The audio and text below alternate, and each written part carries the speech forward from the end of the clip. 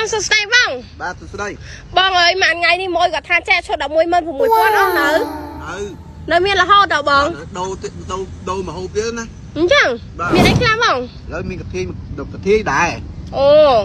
ចូលចំហុយតំសឆាក្តៅឆាកែងតដែរបងបាទហើយទូកាទៀមកទៀធំនេះដែរអូតែអ្វីផ្សេងប្លែកនេះ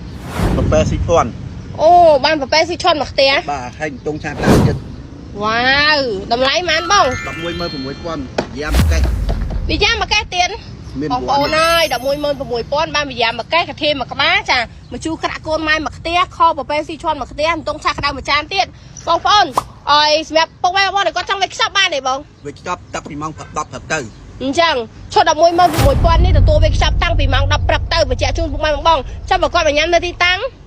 បានដូចគ្នាចាបងចាគាត់ថាឆិតតកតិចតួចទេពុកម៉ែបងទាំងអស់គ្នាចាបងនេះគាត់ចង់វេចខ្ចប់ក៏បានមកញ៉ាំនៅទីតាំងក៏បានដែរស្រួលទីតាំងនៅខាងណាវិញបងសាខាទី1មើលបរិយជុកវ៉ា2ទី2នៅប៉ុស្តិ៍ប្រយុទ្ធបឹងស្នោអូខេអរគុណច្រើនបងបាយបាយរីវ៉ាសាយ06រីវ៉ាសាយ06អរគុណច្រើន